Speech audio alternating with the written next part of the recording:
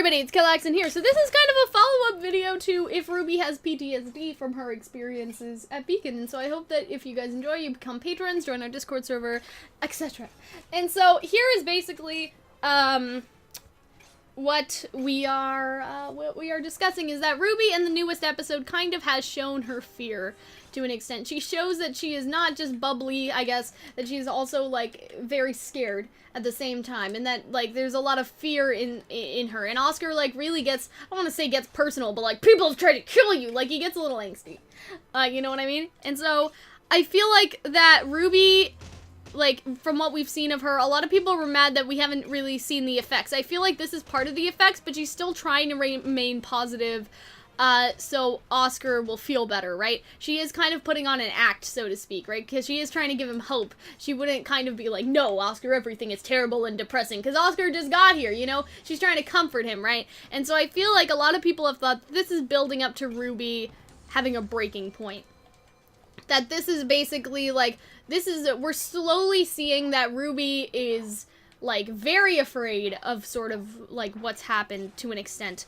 Like, she's still very scared, but she is trying to remain hopeful for the sake of Oscar, but that can only last so long, and so people are gonna think, people think basically she is going to totally break down and just, I don't want to say lose it, but, like, she can't keep up this emotional facade of positivity anymore. Not that positivity is bad or anything, but it's just, you know, you can only have so much positivity when everyone's trying to kill you. It's just unrealistic. Yeah, exactly. Kind of. A little. Not for RWBY as a character, but with what she's gone through and her character combined. No, I'm talking about in life in general, but I digress. Yeah.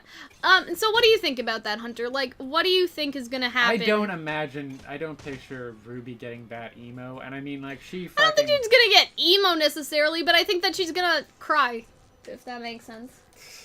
Like, I think that she's gonna be upset more than, like, oh, the world's terrible. Like, you know what I mean? I think she's just gonna be sad. Right? She tries her best. Yeah, and so I think, like, I don't know how to explain this.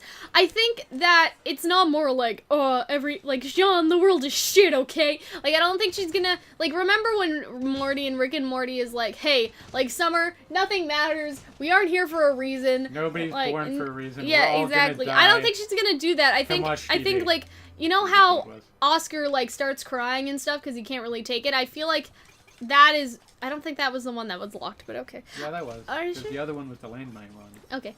And so I feel like, for me, like, I feel like she's gonna more get upset. You know what I mean? I don't think she's gonna go emo. I think she's gonna actually cry.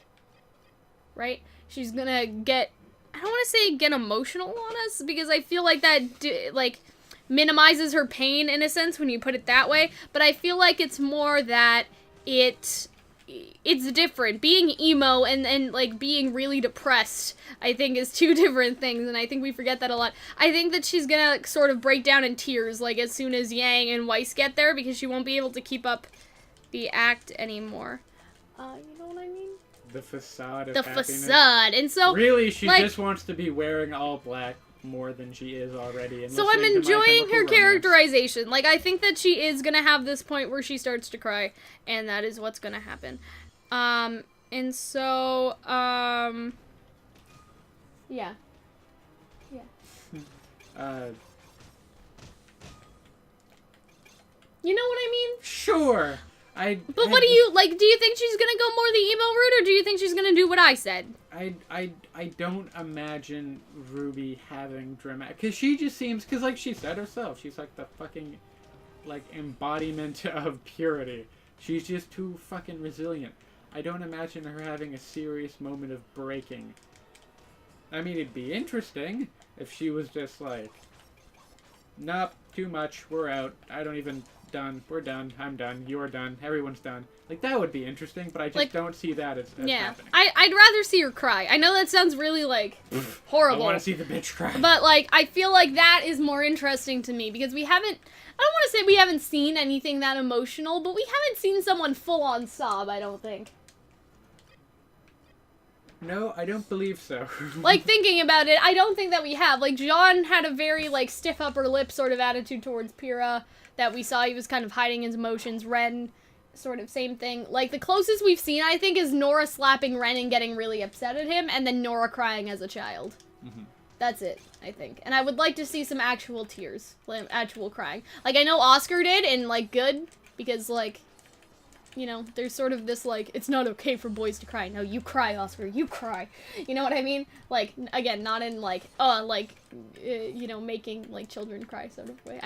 I want RWBY to have this emotional sort of thing happen to her. Because, again, we haven't really seen anyone break out in full tears, even though I thought that Blake would eventually, but Blake just kind of got upset there was no tears involved. So, yeah. I don't know. I really like what they're doing with her character. I'm enjoying it. That's all I have to say. Like you said, Hunter, if there's nothing else to say, we can just end the video. It may be that there is nothing else to say. And so I hope that you guys enjoyed this video. That pause was when she looked and she saw only 5 minutes of the video and she saw, well, there goes the AdSense. Well, yeah, a little bit. But I hope that you guys enjoyed this one.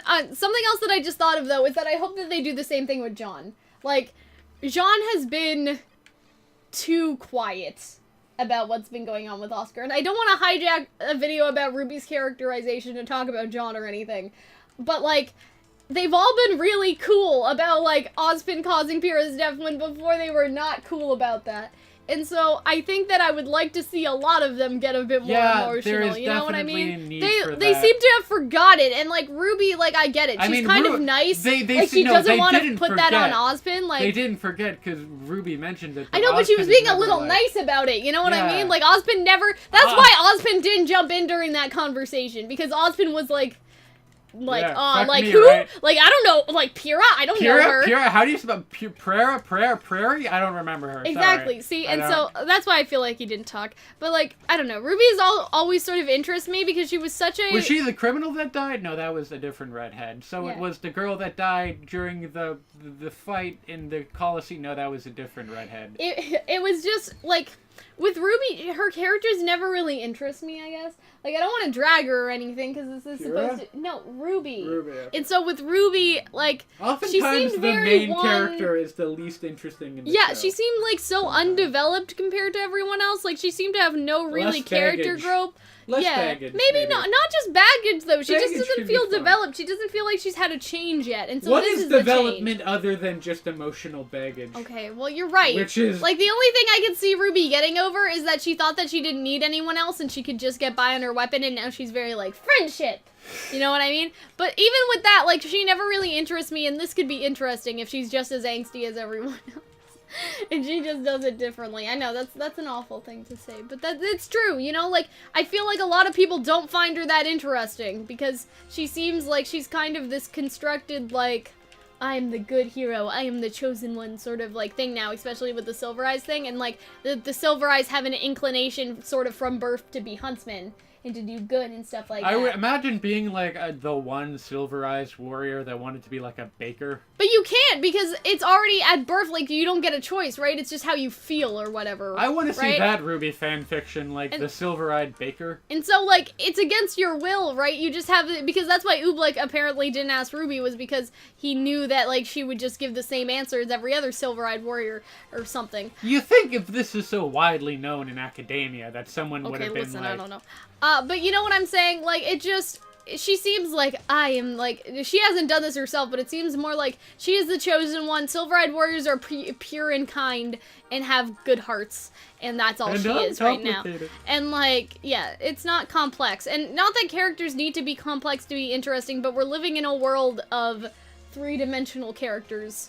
Especially with, like, less, I mean, I don't want to say less with main characters, but even more so with villains now. Like, we're living in a complex, era of character see that, stuff. Right. And so, again, I could go on about the villains, but I'm not going to. I just kind of want to end this video. But I just had that kind of final, like, thought that I wanted to wrap up that I guess was floating around in my head, so I guess we weren't really done. But anyway... So it ends up being 10 minutes anyways. Look at that. I hope that you guys enjoyed this video. If you did, remember to become patrons over on Patreon and join our Discord server. I had fun talking about this. I can't wait to see what they do with her. But we do have some more pressing topics that I'd like to get to this week. So I hope you guys look forward to things like mermaids, because that is basically where everything is going after this. And so again, I hope that you enjoyed, and we will see you next time. Do you wanna say goodbye, Hunter? You are really, there was 10 seconds left, and you're like, I will not get the AdSense if this is 9 minutes and 50 seconds. Listen, I'm You were not like, trying I to will put diminish this over quality to put fucking- it over, but Yes, you it's are! an extra 10 What is seconds. this? What is this really? I just wanted End you the to say video, goodbye. That's all. I wanted you to say goodbye to This- our loving and fans it's just and so our wonderful convenient that patrons. the first time you ever asked me to do this. I ask you to do it more than that. You guys tell Hunter that I ask him to say goodbye to people more than I have. Anyway, we'll see you later. Bye.